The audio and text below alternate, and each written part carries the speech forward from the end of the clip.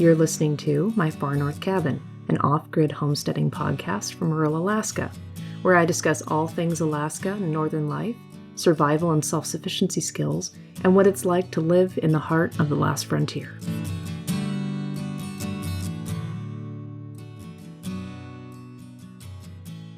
Welcome back, everybody. Thanks for being here again.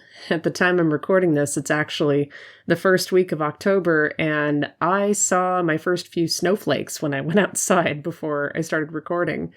September was so quick and so busy.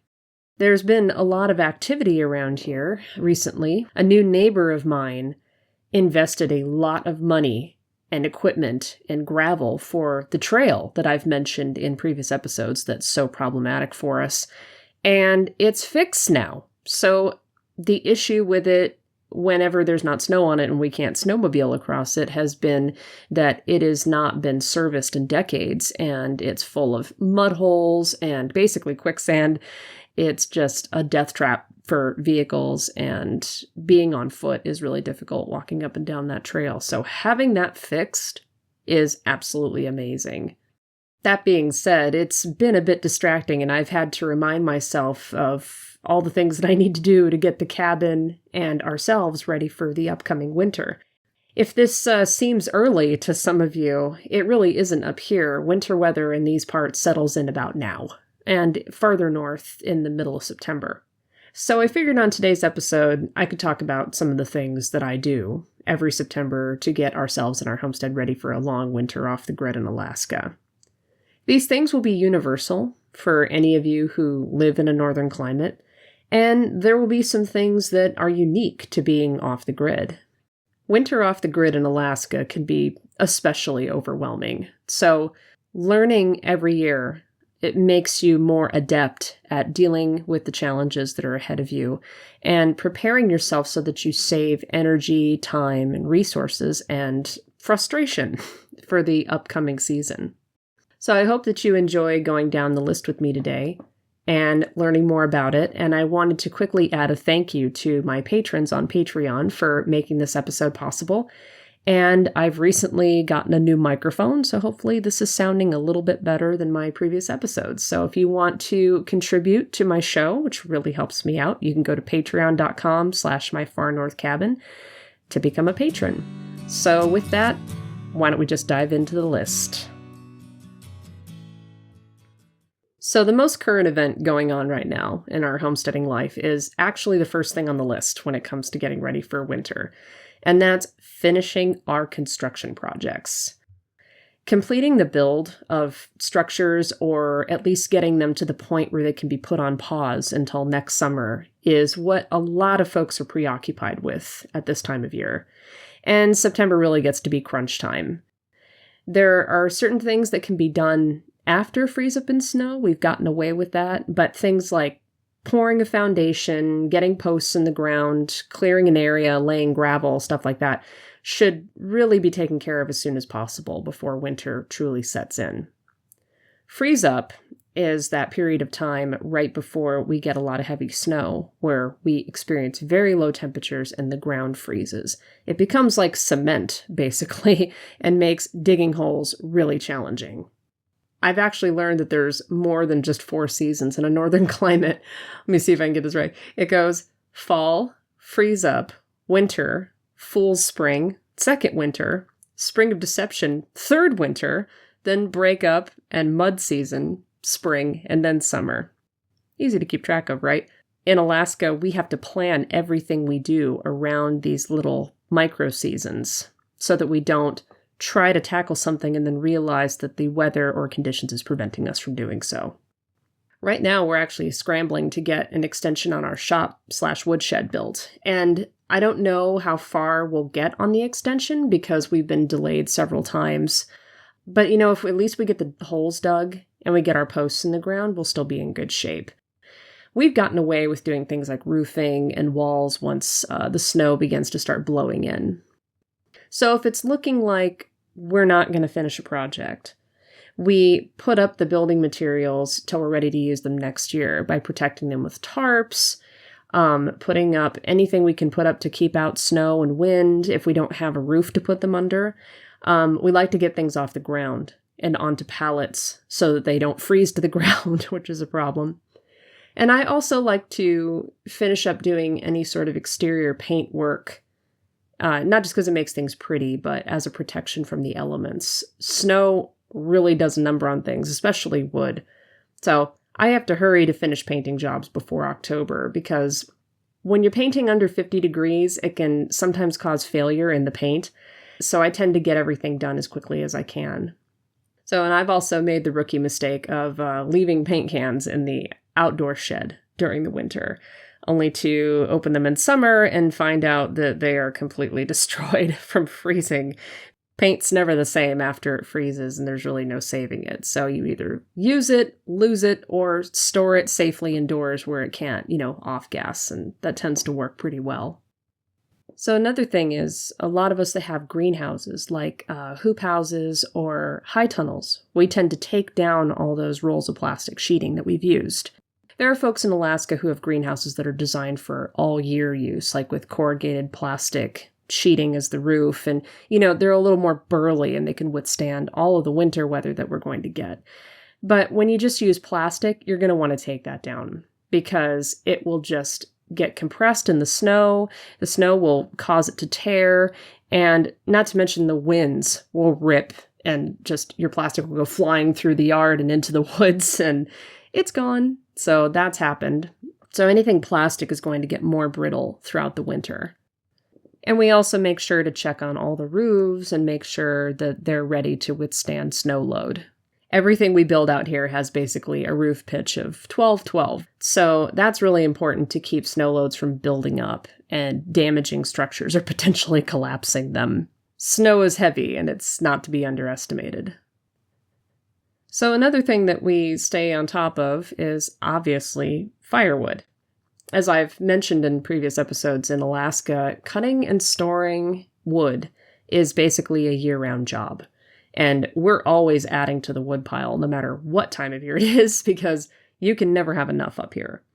And while we will be cutting wood ourselves, we've also budgeted to buy some firewood this year. Back in February, Jason was actually cutting wood in the snow, and he tore his ACL in his knee, which is excruciatingly painful. And because he's still, believe it or not, recovering from that, we wanted to pad ourselves a bit for wood this time around. Luckily, there are many services, private citizens that put up flyers at local businesses to sell firewood, and it's usually about $200 a cord. And what is a cord? A cord is a stack of cut wood that measures about 4 feet high by 8 feet long by 4 feet deep. And in this region, which is known as South Central Alaska, we can go through on average about 6-7 cords each winter. And if we have a lot of cold snaps with deep sub-zero temperatures and really high winds, because the wind increases the wind chill factor, we might go through a bit more than that. So also the quality of your wood stove is really key, and how insulated the space is and how big or how small the space is. All those change your wood needs. Basically, everybody in Alaska has a wood stove. And since we're off-grid, our main heat source in the winter is wood. We burn primarily seasoned birch and spruce, and the spruce actually is a product of the sweeping bark beetle epidemic that leaves the trees standing dry, and that makes them excellent for instant firewood. And it also clears forest fire fuel to take them down and potential dormant larvae. I mean, you're not going to stop this problem. It's pretty bad already, but it's a great resource you can take advantage of. A good woodshed usually has 2 to 3 bays in it, minimum, for storage and for seasoning and for use. Because it's wise to keep adding to it all year round, you kind of want to build a rotation. So 1 bay is for wood that you're currently using. 1 is for seasoning cut wood that needs to dry out all summer. And a trick that we do around here that we learned from the neighbors is that we use the snow that's left in late March and early April, where we can still use our snowmobiles. And we can cut birch trees, which are green, wet, and need to be dried out before we can use them. We can split the wood, stack it, and then once summer hits, it's already beginning to dry out. And then by next winter, it's usable. They say you should season it for up to a year, but we've gotten away with it doing it this way. So then when the snow comes back again, we fill the bay that we emptied while using the one that's full of seasoned wood. So yeah, it's a rotation. And there are a lot of schools of thought on how to stack wood properly so that it dries out, and everyone has a way that works for them. We've found that alternating bark up, bark down, and stacking the wood relative to what we want to use every day, like a few big ones, a few small ones, because you're never going to want to just take big logs and throw them in. You're going to have kindling, then smaller pieces, and then work yourself up to longer burning, large pieces. So it makes sense to stack them in the way that you will be wanting to use them. So firewood is definitely on everybody's minds here most of the year, but especially now. So speaking of firewood, the next thing on the list is we get the chainsaws ready, and axes and mauls as well. Make sure that the heads are secured, make sure that they're sharpened, oiled up so that that protects them from the handles, the wooden handles on the axes, and the mauls from getting wet, unless they're fiberglass handles. Those are also available. And with the chainsaw, we add new oil, barn chain oil. We clean it, get out all the sawdust and debris, and buy new chains, because you can never have enough, and sharpen the chains we already have. I cannot tell you how many chains we've broken during winters here. All it takes is the chain just nicking the ground once. Like one time there was a nail in a tree that we were cutting. We didn't know it was there, so I don't know who put it there, but then the chain broke. But luckily it was like April, so it wasn't really super crucial, but we didn't have a backup chain. So another rookie mistake that we made early on. Jason also checks over the engine to make sure everything's functioning right. And a few years ago, he put a really funny sticker on it that we find quite appropriate. And it says, "Not only will this kill you, it will hurt the whole time you're dying." And that's definitely true. So we also check out all of our protective gear. And, that protective gear for a chainsaw includes things like chaps, hard hat, face shield, and, we have safety glasses, gloves, and ear protection. That's also especially important with a chainsaw. I have a pair of ear defenders that I wear whenever I'm using the chainsaw or on the snowmobile, because the decibel level is really high. It can give you permanent hearing damage over time, which isn't just losing your hearing. It can also be paired with a very frustrating condition that I actually live with called tinnitus, or tinnitus. People say it differently, which is a ringing in your ears. And there's no cure for it. All you can do is habituate to it and prevent it from getting worse. So protect your ears, people. I also make sure that our first aid kit is well stocked, like bleeding control supplies, butterfly closures, needle and thread, bandages, and just our regular first aid kit. And obviously, if there's ever a severe injury, our first response is 911, and that's either a medevac, or if we can get ourselves down the half-mile of trail quickly, an ambulance can meet us at the parking area. But I'll tell you, prevention is worth a pound to cure, and accepting the level of risk, such as cutting wood in the winter in Alaska, is really important for preparing correctly. So I talked about the wood pile and getting the chainsaw ready, so that leads to the next obvious step, which is that we have to clean the wood stove and the stovepipe. And some people up here have propane or oil heaters. Some people have pellet stoves or rocket mass heaters, which are amazing and amazingly efficient. But, a great deal of us have wood stoves. And so once summer wraps up, we have to make sure that they are tip-top, because they're going to see a lot of action during the winter. We actually have something called a catalytic stove, which means that there's a reburner that we can engage halfway through that will use the spent fuel in the smoke to make our burns longer and more efficient. And it has this little low wattage blower fan that distributes heat into the room. So we actually have to replace the catalyst this year, which is not cheap and not easy to find because it's kind of old, but that's a part of our maintenance. So this also means that we have to remove the creosote from our stovepipe. Creosote is a product of burning wood, and it builds up inside the stovepipe every time the fire's just getting going. If your fire's hot enough, this doesn't happen, but it will happen in the first stages of a burn, or if you have wet wood, or if you haven't been maintaining your fire correctly and it's not burning at a high enough temperature. So this leads to incomplete combustion. And when the oils in the wood are not burned off completely, they off-gas and they travel up in the smoke and then condense with water and other chemicals on the interior of the chimney and the flue and the stovepipe. So that residue is called creosote. So when that creosote builds up, it strains airflow. And that's really dangerous for when you're making fires every day. So we have a tool with extensions that attaches to our drill, and it has a little plastic brush at the end. So when you drip the drill, it cleans the inside of the stovepipe and loosens all the creosote and gets it off. So that is really, really important to do before we really start wood stove season. Also, another really important thing that I do is I move anything that is too close to the wood stove, upholstery, furniture, clothing, make sure there's nothing sitting on top of it, because in summer we get lazy because we're not using the wood stove. We don't think about keeping things away from it. Why I do this is protection from auto ignition. And auto ignition is the lowest temperature at which a material will spontaneously ignite without an exterior flame or a spark. So basically, when something gets hot enough, it's going to burst into flames. So that's why it's really important to keep things away from the wood stove.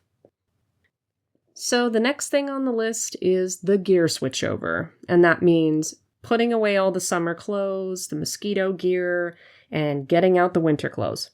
So that means thermals, fleece, wool, the snow pants, the snow jackets, crochet scarves, balaclavas, finding gloves and not finding gloves, mismatches, wool socks, and sometimes it's the rule of buying something new. If I buy new socks or new mittens, then I find the ones that I'm missing. But you can never have too many of anything in Alaska. And I usually end up having to, buy some new boots or mend things that are torn so we can get the most mileage out of them. And if I do have to buy something new, something that helps me do that is a thing that just happened to all the Alaskans recently in the last couple of days called the PFD. The PFD means the Permanent Fund Dividend. And that's a dividend paid to Alaska residents that have lived here for a full calendar year and intend to remain here indefinitely. We have to apply for it every year, and it hits in the first week of October. And it's usually a pretty considerable chunk of money, which is great for savings, paying off debts, and also for investing in preparing for winter. So I got to dip into that this year because my boots really need to be replaced. And I always need to buy socks. That never ends. So I'm buying more socks. I also find all the hats and the ear warmers, and I particularly enjoy wearing what's called an ushanka in Russia. It's also known as a trapper hat. It has long ear flaps and fur across the forehead, and that's extremely warm and really great for the frigid winters here. And mine actually has a removable windproof face mask that keeps my face warm if I'm on the snowmobile or just it's a really windy day. And we wear mittens here, no finger gloves unless we have to do mechanic work. Then in that case, we'll wear these deerskin leather insulated gloves because they're a little easier to move in and they're a little warmer than some of the other ones that we've bought that were made of synthetics. And I'll discuss things that we wear in an upcoming episode where we'll talk about, dealing with cold. And then I'll get into this a little bit deeper. So we also locate all the snow shovels and keep them where we can access them.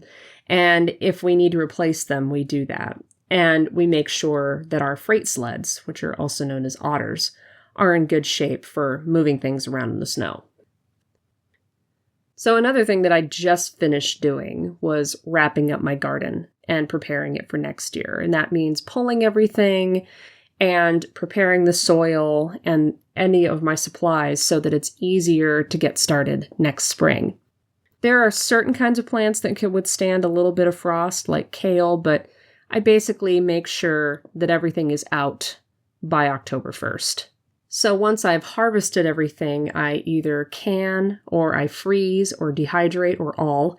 And I love dehydrating herbs, especially for spices and teas. And then in the dead of winter, I can enjoy what I harvested. It's a good feeling. So even if you haven't grown enough for sustenance, I know I didn't this year because all of the rain we had this summer. It was just kind of a sucky year for gardening here in Alaska. It's just good to give it your best and get what you can, and you always feel better that you got something.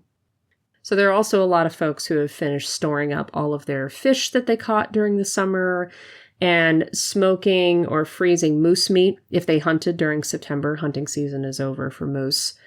And that's basically part of the food prep that we're all doing. So in the very same way that everybody in Alaska is always adding to the wood pile, we're always adding to our food storage one way or another. So that's definitely a big part of getting ready.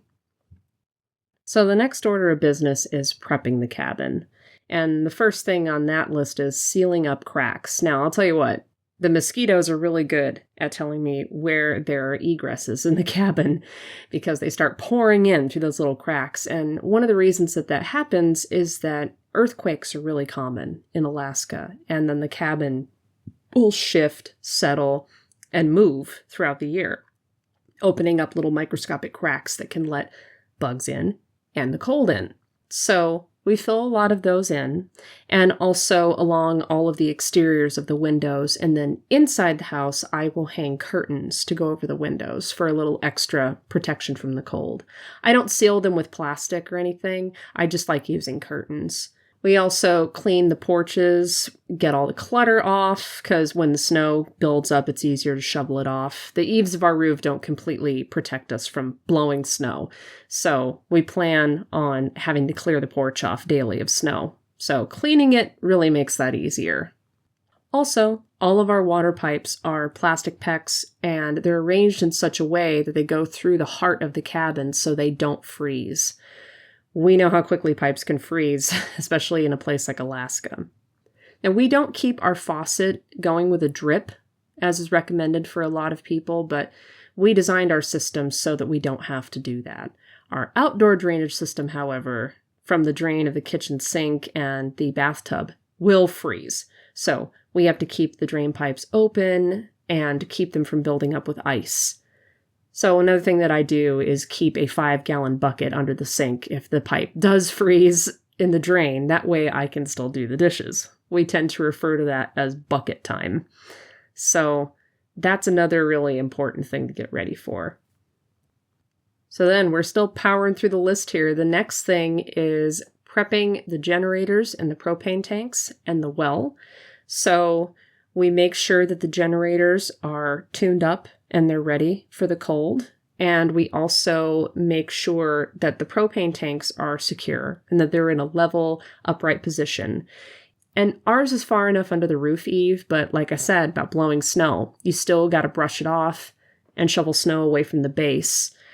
They're made of really thick metal and they can withstand cold better than extreme heat, that's for sure. But it's still important to keep snow out of the cylinder collar daily, the valve, keep ice from building up on the nozzle of the regulator, all that stuff. And when it comes to the well, we actually keep the spigot open during the winter because that ensures that there's no water suspended in the well pipe from using the pump that can freeze. Our first winter, we closed the spigot when we were done filling the water tanks and then shut off the generator. But then the next time we went to use the well, it was frozen solid. So we had to open the top of the well casing, and I was inside making and bringing out pot after pot of boiling water to pour in it to melt the ice so we could use our well again. So we learned from the neighbors to shut off the power source, leave the spigot open. That way the water bubbles all the way down and it stays empty. The water's 200 feet down, so it won't be affected by this. And needless to say, it's really important to not have our well pipes destroyed by ice expanding in them and lose access to our water. So another thing that we do is bring all of our hoses that we use for doing the water indoors.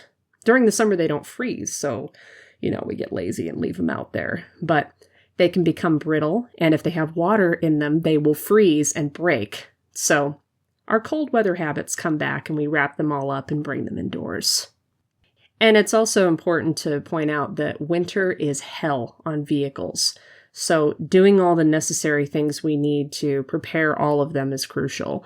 We officially retire the ATV, the all-terrain vehicle, when the snow gets too thick to drive in anymore. But that's like late October, mid-November.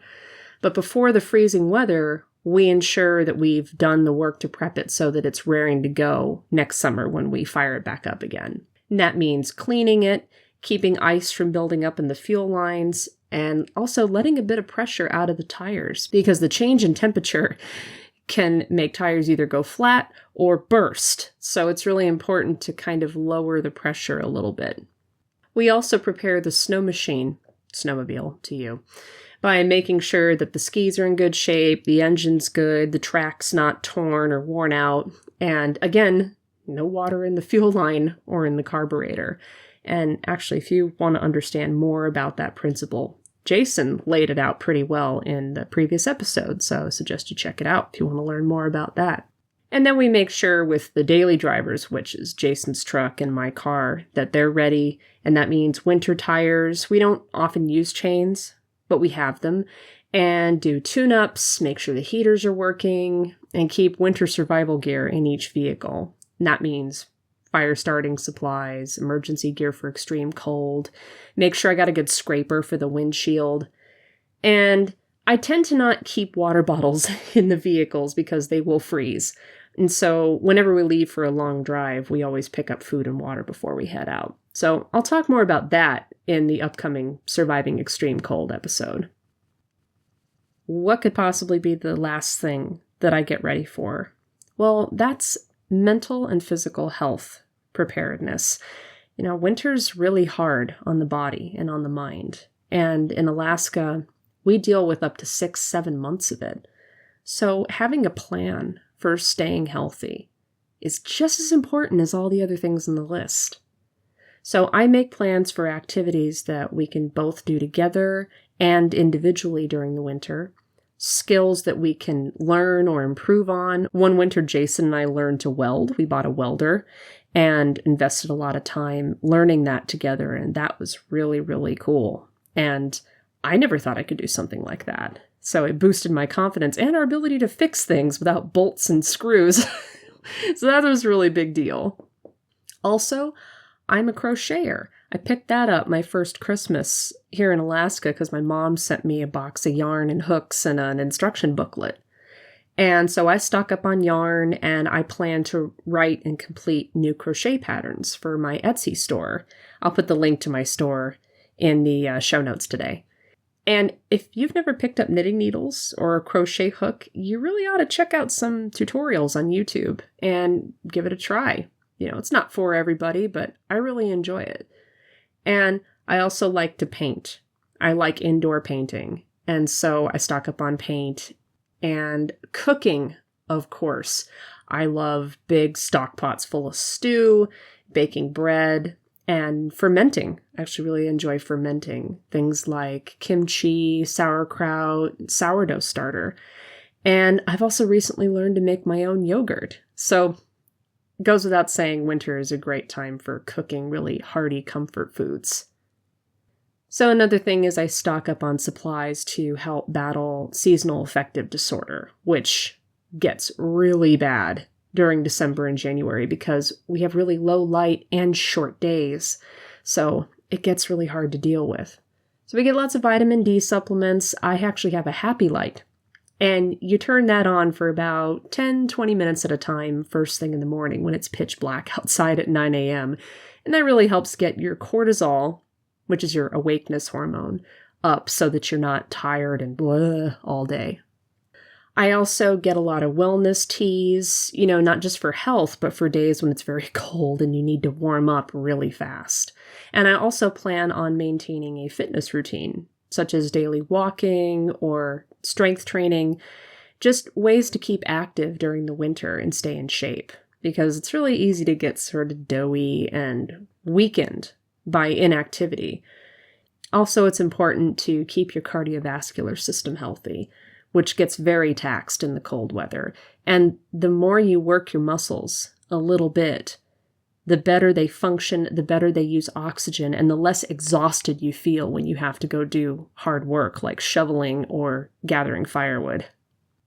I like to stock up on medicines for colds and flus too, and make things like fermented honey garlic, which, oh my gosh, that stuff is so great for a sore throat or a cold or whatever.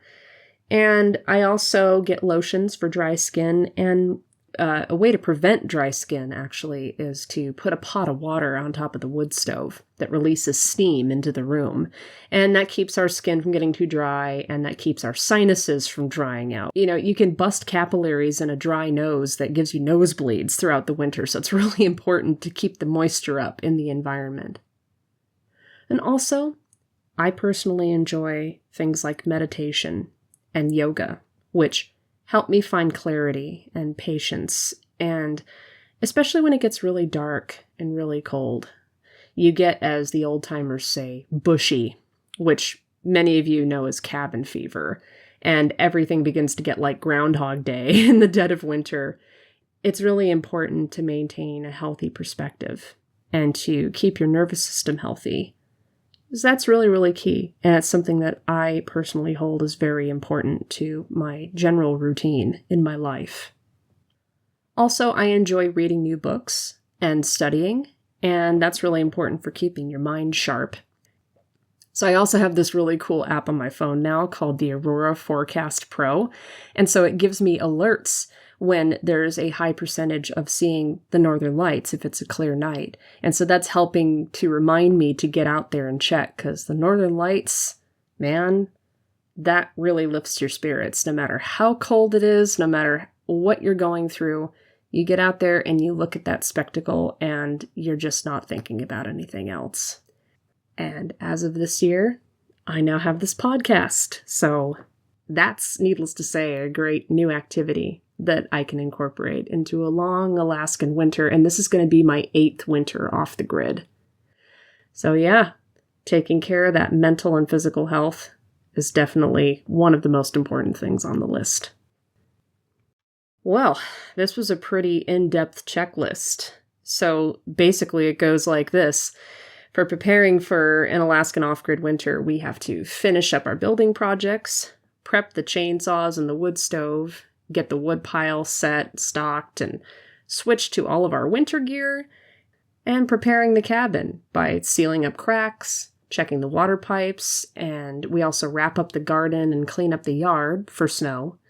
We finish preserving what we managed to harvest this year, and we get our vehicles, our machines, our propane tanks, and the well ready for the freezing weather and heavy amounts of snow. And then we plan on how to keep mentally and physically fit throughout the season. Going through a winter off the grid in Alaska is very overwhelming when you're new to it. But as the years go on, you know what to expect and to prepare for the unexpected. And so this list actually just becomes a part of you. You don't even have to think about it anymore. It's just part of your routine. It's part of you being in tune with the seasons. And then when the first snows do come, you feel a sense of relief that you managed to get through another summer, and you feel more prepared to take on the winter months. So I want to thank y'all for listening to this episode. If you'd like to support this program, you can do so by going to patreon.com/myfarnorthcabin and become a patron. It really helps me out, adds improvements to my equipment for this show, and helps me create more content, which keeps this show going. Also, if you want to stay updated on the show, you can go to Instagram, and my handle is @myfarnorthcabin, and you can check out posts that I've made about it and get news on upcoming episodes. So as I'm wrapping this up here, I just noticed a few snowflakes falling outside the window, so I better get going. So until next time, keep building that homesteading mindset and stay wild.